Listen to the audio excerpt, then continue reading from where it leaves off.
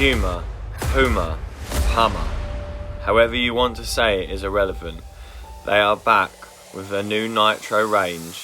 Let's see how this shoe goes.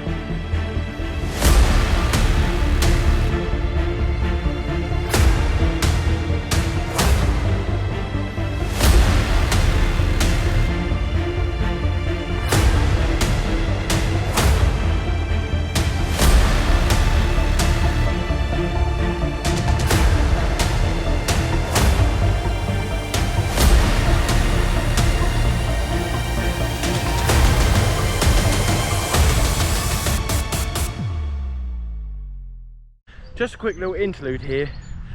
Just want to again enforce the fact, well, I always say how much I weigh, how tall I am, because when I created this channel because when I was looking for shoe reviews and that kind of thing, all the runners were a lot lighter than me, which is not a bad thing, but I just feel like it didn't give a true reflection of the heavier runner. So enter Running Man Sam, creating this YouTube for the heavier runners to see how shoes are for heavier people and workouts for heavier people and all that kind of thing.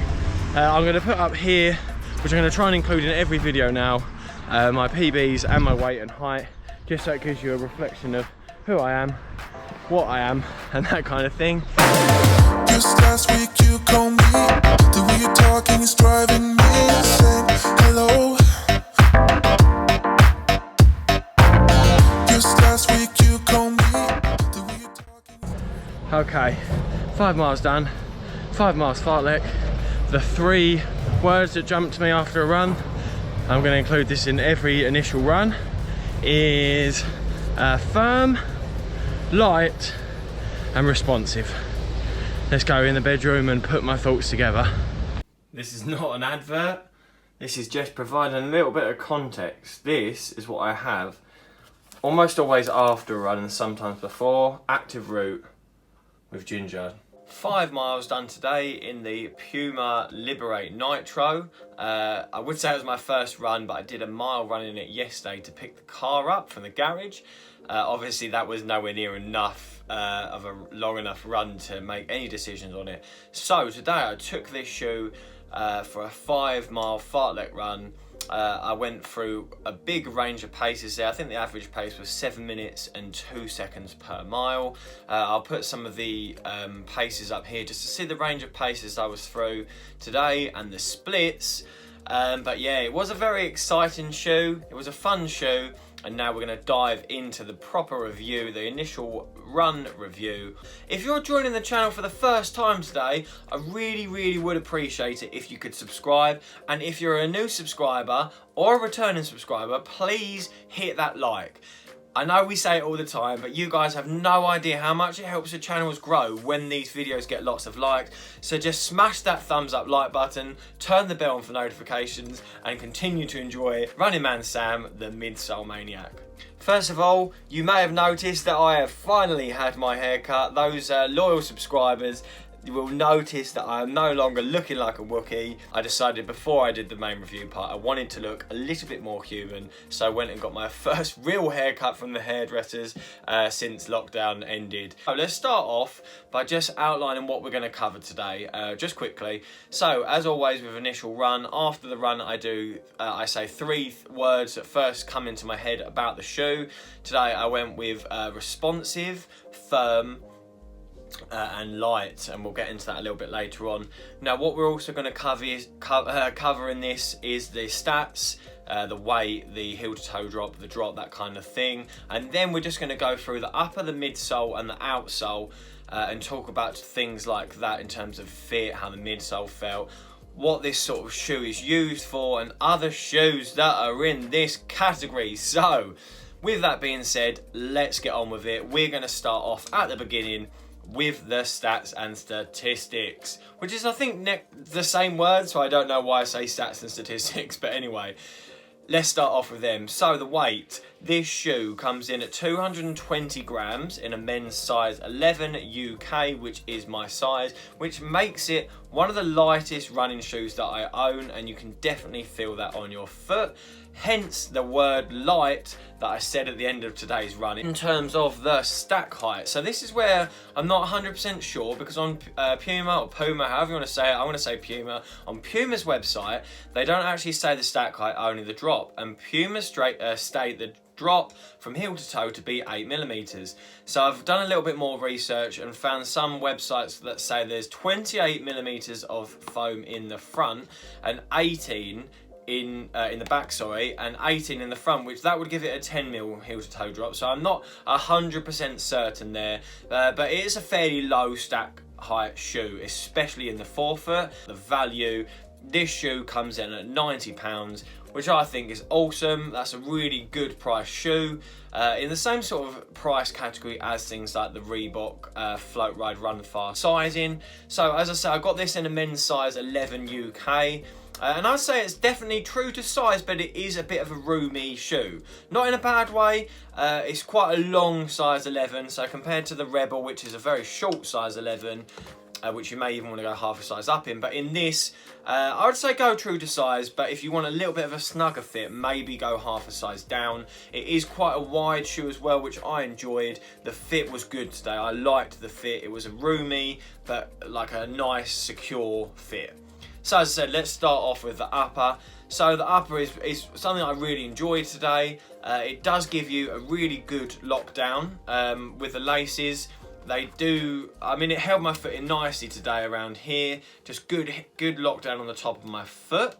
In terms of the mono mesh that we've got here, it was very, very breathable, but also roomy. So it wasn't anything I was worrying about blisters or anything like that. But it wasn't too restrictive and it wasn't too loose.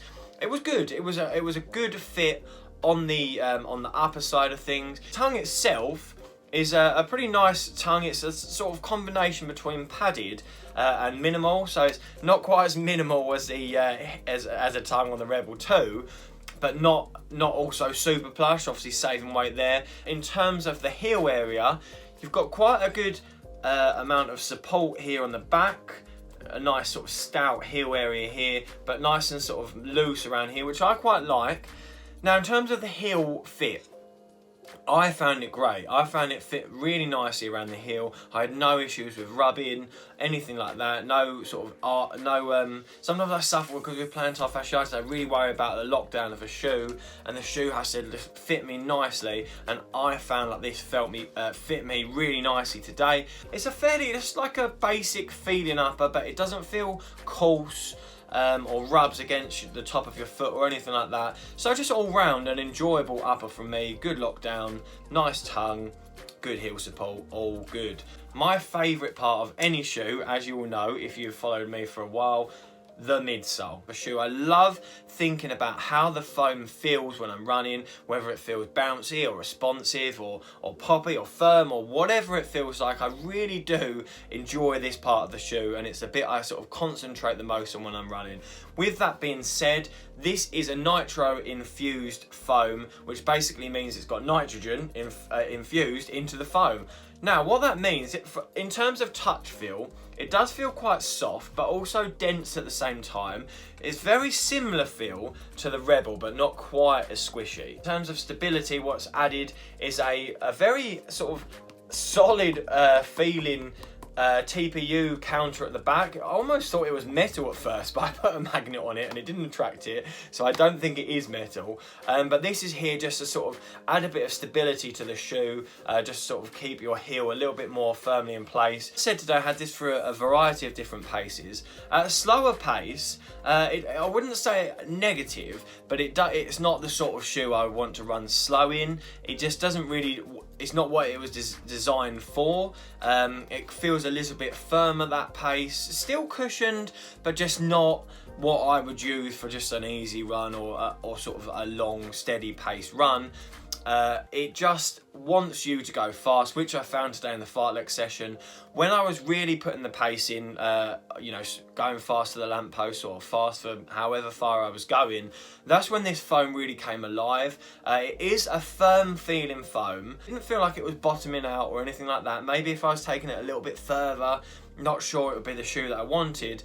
But yeah, it did feel really responsive, and it just likes going fast. Onto the outsole, we've got quite a grippy little outsole going on here. It's Puma grip or Puma grip, however you want to say it.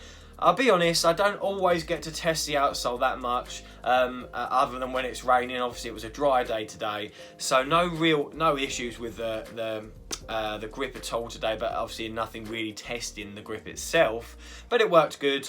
Moving on to now just the pros and cons. So for me, the pros of this shoe are the responsiveness, so it definitely feels really good at faster pace. The lockdown was great, and also how light it feels. They're sort of like pros, the biggest pros that come to mind. The cons are maybe it's a bit firm if you were taking it for a longer run or an easy run, but you know, that's not necessarily what it's sold for, so it's not like a major con, but I'm just trying to pick something out. And maybe the stack height as well might be a con for some people, again for the same reason, but you know, that's not what it was designed for, so it's not a big con. It's just if I have to pick something. What is this shoe for? As I said, this shoe is for those tempo runs. I think it just likes running a little bit faster. Other shoes that are in this category, I would say, are the New Balance Rebel V2, the Reebok Float Ride Run Fast 2 or 1 or 3, and there are other obviously shoes that are in this category that have got a plate in it, but I just wanted to keep that with the non-plated shoes. Give it an overall Running Man Sam initial run score, not based on anything other than just how I enjoyed it today. So out of 10, I think I'm going to give this shoe a 7 out of 10 for just overall enjoyment today. That's because it felt great at faster paces, but a little bit sort of maybe a little bit firm at the slower paces. I know that's not what it's designed for, but just sort of my overall impression today, I would say a 7 out of 10, which I think is a pretty solid score. Is this a shoe that you're interested in getting? Have you already got it? Let me know in the comments below if it is, and if you do already have it, I would be interested to hear your thoughts on this. I'm thinking of doing a comparison between the Rebel and the Liberate because they are similar in some ways, but very different. As always, guys, I hope you've enjoyed this. I've been Running Man Sam.